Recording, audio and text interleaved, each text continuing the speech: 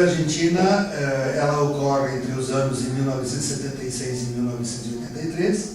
Em realidade é uma segunda fase de um período autoritário que já tinha iniciado em 66, já tinha ocorrido uma outra ditadura nesse mesmo lapso de tempo, mas o mais importante é registrar essa de 76 porque ela é aquela que nós associamos ainda mais com aquilo que consideramos ditaduras de segurança nacional do Cone Sul, que são ditaduras que se pautam pela lógica da doutrina da segurança nacional. Então, essa ação para impedir que a nação possa ser atingida por um processo radical de transformação social, comunista, socialista ou alguma coisa intermediária, faz com que nós tenhamos um Estado autoritário, um Estado que vai ser constituído a partir de práticas repressivas inéditas e que vão enfrentar, um Estado que vai enfrentar o inimigo interno através de uma guerra interna. Essas ditaduras, em realidade, elas vão acabar muito preocupadas com a necessidade de combater os focos de contestação ao regime, ao status quo, ao establishment. Isso significa dizer que eles, ao justificar os golpes, eles inventam também a ameaça desses inimigos. Tá? Isso é importante frisar. E no caso da Argentina, esse inimigo interno, então, ele vai ser procurado e identificado de que forma? O inimigo interno, mesmo que ele seja comunista ou guerrilheiro, ele está misturado no meio de estudantes, no meio de trabalhadores, no meio de cidadãos vestidos como qualquer um de nós.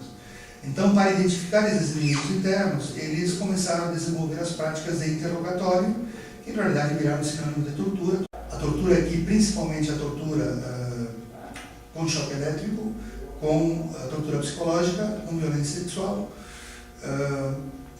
o sequestro ilegal de pessoas e, portanto, junto com o sequestro ilegal de pessoas, o desaparecimento dessas pessoas, a sua execução e, finalmente, o desaparecimento dos cadáveres das pessoas executadas. Todos os países da região sofreram destruição. A destruição ela é política, ela é humana, ela é moral, ela é ética, ela é uma destruição dos movimentos sociais, é uma destruição de toda a capacidade de organização. Então, essa destruição tem que ser vista como algo muito maior, muito mais complexo e que atinge toda a sociedade. Bom, claro, mas nesse conjunto da sociedade, em que todo mundo tem que ser mais ou menos enquadrado, é claro que alguns setores são muito mais alvos imediatos da política imediata de repressão. E os grupos mais imediatos, é claro, são os grupos guerrilheiros e todo e qualquer foco de oposição política que não seja, digamos, vinculado à luta armada, mas que incomode essa ditadura.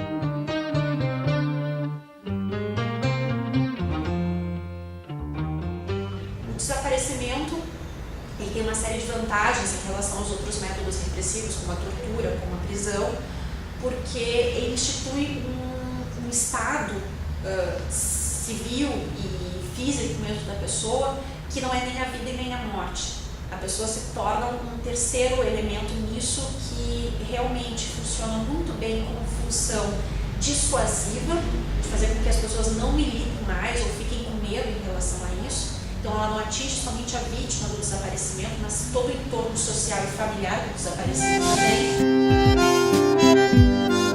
A Argentina é conhecida como o país dos 30 mil desaparecidos. Até hoje a gente não há certeza na Argentina que os desaparecidos sejam 30 mil. Até hoje há uma discussão sobre isso, na verdade volta-se a retomar a ideia que talvez o número seja de 9.000, 9.500, 8.500, que é o número que foi confeccionado logo imediatamente após o final da ditadura, pela comissão do governo Alfonsín, que é o primeiro governo democrático pós-ditadura. Ele organiza uma Comissão Nacional de Desaparecidos, a CONADEP, e essa CONADEP, nos meses em que ela funciona, ela levanta mais ou menos o nome de 8.500 a 9.000 desaparecidos. Tá? Sempre se falou que o número seria maior, porque na época muito medo, muitas pessoas nem sabiam que seus filhos estavam envolvidos com isso e tal. Se fala em 30 mil, mas não aparecem. Faltam 20 mil desaparecidos que não têm nome. Tá? Então, isso é um problema interno. De qualquer maneira, 9.000 é um número estratosférico. Eu tenho um amigo desaparecido, hermano de una compañera mía de colegio, y era una persona con muchos ideales sociales. Estaba estudiando abogacía, ayudaba a su familia, trabajaba y además era entrenador de básquet, jugaba al básquet él también y además ofrecía asesoramiento gratis legal a la gente que lo pudiera necesitar, ¿no?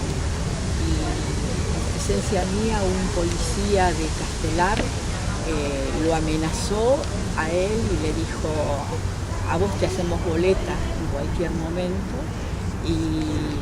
y a mí me dijo: no sé qué haces con esta mierda. Esa fue una de las últimas veces que yo lo vi a Daniel, y después otra vez en el centro, en la calle Corrientes, él me vio en una vereda, estábamos los dos trabajando, y me dijo: petiza mal hecha, porque él medía 2 metros y yo mido 1,50 m. Y nos saludamos así a los gritos y nunca más supimos de él. Así son las historias, ¿no? O sea, yo supe después por su hermana que estuvieron 2 días en la casa, la 7ª Brigada Aérea de Morón, esperando que él llegara. Mientras tanto, lastimaron y torturaron a sus padres, a la madre, a ella la violaron, o sea, la hermana. Y estaba con ellos, cayó a devolver unos libros un compañero de secundaria nuestro que había sido novio de Susana. Y él llorando me decía un día que era terrible ver cómo a esa novia 4 tipos la violaban delante tuyo y de los padres. Esa era mi compañera. Ella está viva, está en su casa, pero con todo el horror de lo que le pasó a su hermano, que nunca más volvió, ¿no? Y tantas historias, ¿no? Como esta. Um ano depois do início dessa ditadura, se constituem as Madres da Praça de Maio, esse grupo que começa com um grupo de menos de 12 mulheres, esse primeiro grupo, um grupo muito pequeno, é fundado pela Açucena Villaflor, que é uma madre que será desaparecida poucos meses depois.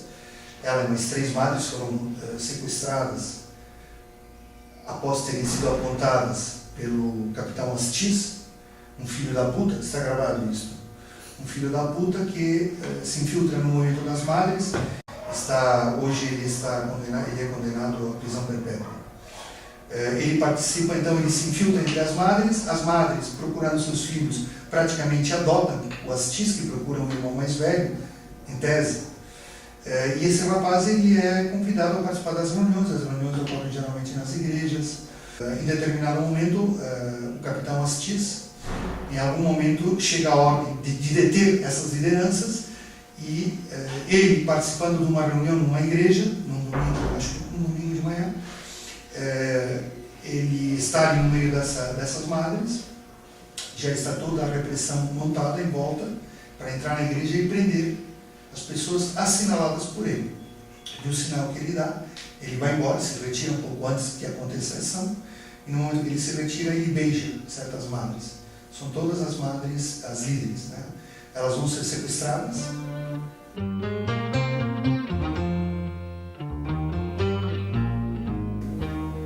As madres fundadoras, algumas delas foram sequestradas, foram vistas na ESMA. A ESMA é a Escola da Armada, ali onde desapareceram 5.000 pessoas, que posteriormente foram jogadas vivas de avião do Rio da Prata ao Oceano Atlântico. Enfim, em todo caso, em 77 essa organização ela começa a existir, e a partir daí é uma organização que vai crescer de uma forma extraordinária e com uma coragem extraordinária. Quem são essas madres? Geralmente se fala que essas madres seriam uma espécie de... Existe uma caricatura que se faz como se muitas delas fossem uma espécie de donas de casa, de classe média, que eram absolutamente apolíticas, portanto despolitizadas, que não tinham a mínima ideia do que seus filhos faziam. Bom, isso não é um critério que a gente possa aplicar para todas. Na verdade, muitas delas tinham um ativismo social de forma variada. Talvez alguma dessas mães tenham sido mulheres despolitizadas, alienadas, enfim, o que seja. Mas isso não basta para todas. Agora, há uma certeza, essas mulheres se politizam, essas mulheres passam por um processo impressionante de politização em função dessa luta. Então essas mães, elas elas começaram espontaneamente a se encontrar nas catedrais. E aí, quando se encontravam nas catedrais, diziam: não, nós precisamos de mais visibilidade, nós precisamos ser vistas e precisamos da nossa causa para a rua. Então, elas decidiram se encontrar na praça, em frente à Casa Rosada, sede do governo argentino, onde lá, além de visibilidade, elas iam tomar um espaço público e um espaço histórico de reivindicações que existe na capital da Argentina.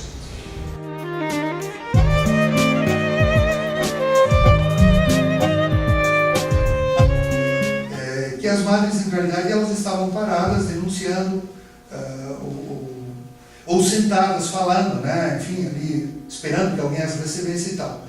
E como na época tem o estado de sítio na Argentina, tem todas as regras que marcam o estado de sítio, não pode haver, 3 pessoas não podem estar reunidas na rua, porque isso já é um ato subversivo, um ato de conspiração, e ninguém pode ficar de pé, em pé, né, parado. Então, em algum momento, incomodados os ditadores diante da presença das madres ali, numa praça onde sempre há muito turista, numa praça onde sempre há jornalistas estrangeiros, enfim. E onde sempre pode haver alguma autoridade de outro país circulando por ali, enfim, faz parte da diplomacia. Então, nesse momento, vem uma ordem de que essas mulheres não podem ficar paradas na praça. Então, vão lá os militares com aqueles cacetetes de madeira compridos, começam a bater nas pernas: andem, andem, andem, como dizendo, caiam fora daqui. Vocês não podem ficar paradas. Achando que elas vão se afastar da praça. E nesse momento alguma teria dito: então tá, então nós vamos, querem que ande, a gente vai andar. E a partir daí seria então isso que seria a ronda, né? Saber de las madres, yo la primera vez que estuve en una ronda con las madres fue en noviembre del 82, 83 tal vez. 82. Mi hijo tenía 2 años y yo tenía que cruzar la plaza, bajé de un colectivo y un policía me dice: por acá no se puede. Digo: tengo que ir al banco, son 100 metros. Por acá no se puede. Dice: están las viejas locas, están las locas. Y yo le dije: yo voy a cruzar, tengo una criatura en brazos, no puedo hacer 4 cuadras para rodear una plaza, para llegar al lugar que camino 80 metros y estoy. Y entonces otro le hizo señas de que bueno, de que me dejara pasar. Entonces abrieron la reja, me permitieron pasar y mi indignación fue tan grande que cuando llegué al centro de la plaza, en lugar de seguir cruzando, me acoplé a la marcha. La mayoría eran todas madres, prácticamente no había público en ese momento. O sea, la gente que iba a dar la vuelta a la plaza era porque estaban buscando algún familiar. Y fue tal vez mi primera marcha por mi amigo, ¿no?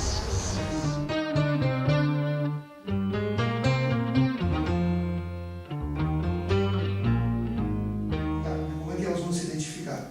E em algum momento nessa questão de terem que se identificar, são mulheres que se desconhecem entre si, de repente elas convocam uma reunião em tal lugar, em tal horário, mas elas não se conhecem, então a maneira delas não tem uniforme, não tem nada. E ainda por cima, tudo é ilegal, tudo é clandestino, tudo é com muito medo. Então aí começa a história do lenço branco. O lenço branco que é, evidentemente, a figuração da fralda dos seus filhos. Essa é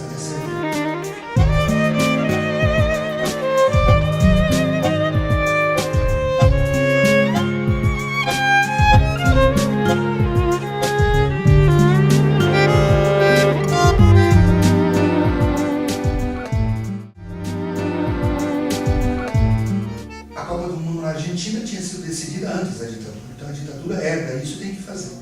E é claro que a ditadura tem muito medo, porque a Copa do Mundo vai ser um momento onde vai ter milhares de jornalistas de tudo que é lado, fora o público vai assistir.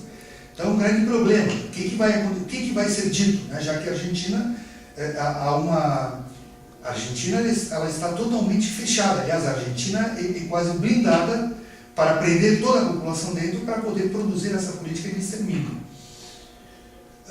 Então, os caras tomam toda a medida, toda a cautela para tentar evitar que alguém possa se manifestar contra. E exatamente no horário que começa o jogo, 5 minutos antes do início do primeiro jogo, a imprensa está lá. A repressão, em realidade, não aparece, porque não pode aparecer, senão a imprensa vai começar justamente a filmar a repressão. Então, tem um policial aqui, ali tem a guarda da Casa Rosada, mas os outros prédios, tudo prédio administrativo, mas nada demais. 5 minutos antes do início do jogo, começam a aparecer dezenas de madres em tudo que é lugar. As madres fazia 3 dias que já estavam escondidas dentro dos prédios próximos da praça, e de repente elas começam a surgir, e quando elas surgem, elas já estão surgindo ao ponto que a repressão não consegue mais atuar, porque as grandes barreiras estão a quadras de distância, e quando elas aparecem, já aparecem com algum jornalista filmando, então a repressão não consegue mais evitar isso. E aí, nesse momento, as madres falam que há pessoas desaparecidas, que há cadáveres que estão sendo devolvidos pelo mar, que ninguém explica nada, enfim, começam a falar das crianças, né? Então, essa denúncia acaba sendo feita, acaba atingindo o planeta inteiro, y ahí las madres comienzan a ganar una dimensión internacional. Desde hace 35 años es nuestra vida. Teníamos nuestra vida particular antes, cada uno con su familia. En el momento de desaparición de la hija, que empezamos, la hija o el hijo, lo que fuera, empezamos a buscarlos y ya nos dedicamos de lleno a esto. Y estamos trabajando con muchas cosas, como vieron lo de acá, en la Casa de Madres también, la universidad, radio, tenemos una buena biblioteca, ¿ves? Que otra cosa que hubieran podido ir a mirar tranquilamente, y la librería también, o sea que estamos trabajando para los jóvenes de ahora, lo que serían nuestros nietos.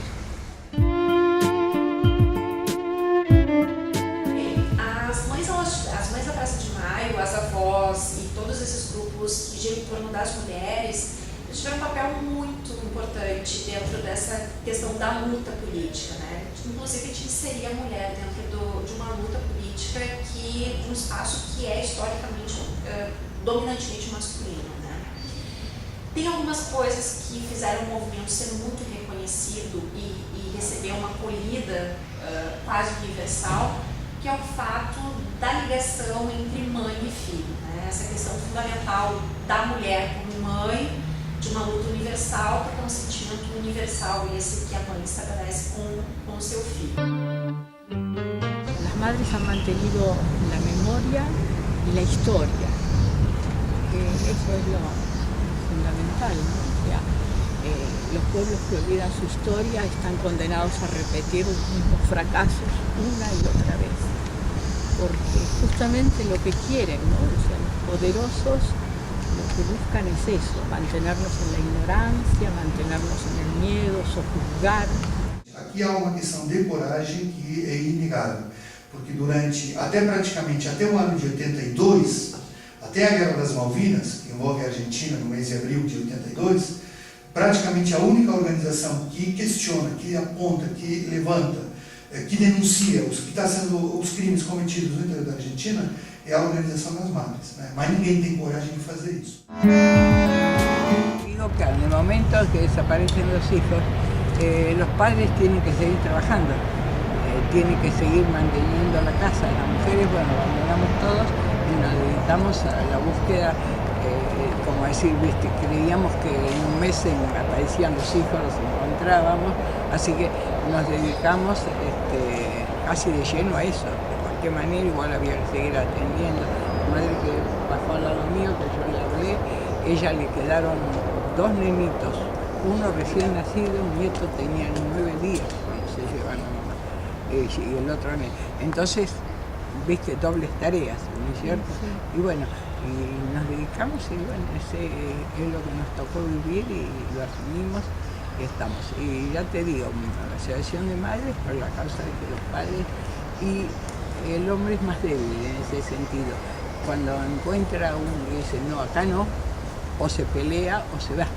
En vez nosotras nos quedamos, llevaron presa otra vez, nos llevaron presa otra vez y seguimos. O sea que como que la mujer es más consecuente que el hombre para eso, ¿no?